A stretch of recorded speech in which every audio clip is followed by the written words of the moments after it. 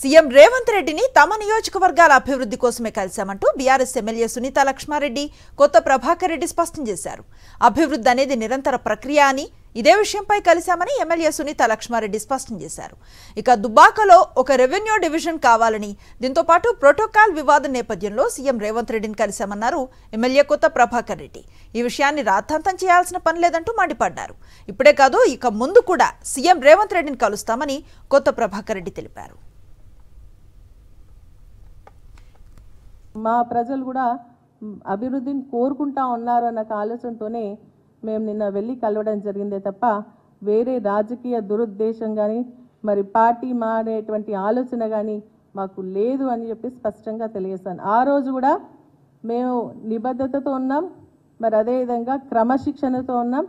ఈరోజు కూడా అదేవిధంగా పార్టీ నాయకత్వం పైన నాయకత్వం ఆధ్వర్యంలో పనిచేయడానికి సిద్ధంగా ఉన్నామని చెప్పేసి కూడా నేను స్పష్టంగా మీకు తెలియజేస్తాను. ఎందుకంటే ఈరోజు చాలా ఒక్క రోజుల్లో ఎన్ని రకాలుగా మాట్లాడమంటే నిజంగా కూడా బాధాకరమైనటువంటి విషయం.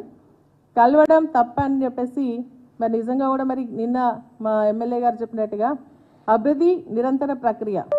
మెయిన్ ఆపోజిషన్ పార్టీలో ఉండొచ్చు, కానీ సీఎం గారు కానీ మంత్రులు కానీ కలిసి మా నియోజకవర్గానికి సంబంధించినటువంటి సమస్యలపైన మేము వెళ్తాం, అరుగుతాం. అది మా ఒక హక్కు. జనరల్గా చాలా విషయం మేడం చెప్పింది. నేను ఒకటే అడుగుతున్నా, మరి కాంగ్రెస్ పార్టీని, ఇప్పుడు ముఖ్యమంత్రి అనేటోడు కాంగ్రెస్ పార్టీకా లేకపోతే తెలంగాణకు ఒక ముఖ్యమంత్రి, లేదంటే కాంగ్రెస్ పార్టీకి ఒక ముఖ్యమంత్రి, ఇద్దరు ముఖ్యమంత్రులు అయితే ఉండరు అనుకుంటా నేను.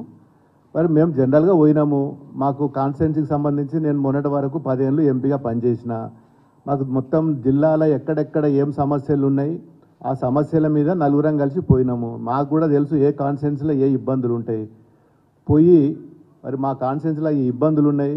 నాకు మొన్న దుబ్బాక ఎమ్మెల్యే నిలబడ్డా, మరి దుబ్బాకలో నాకు ఒకటి మరి రెవెన్యూ డివిజన్ కావాలి, కొన్ని రోడ్లకు డబ్బులు కావాలి, ఇవన్నీ ఇవ్వాలని చెప్పి మరి నేను గౌరవ ముఖ్యమంత్రి గారిని రేవంత్ రెడ్డి గారిని కలిస్తే దాన్ని పెద్ద రాజకీయం చేసి పార్టీలకు వెళ్ళి పోతున్నారు. ఏమో అవుతుంది, ఎందుకు పోతామా మేము పార్టీ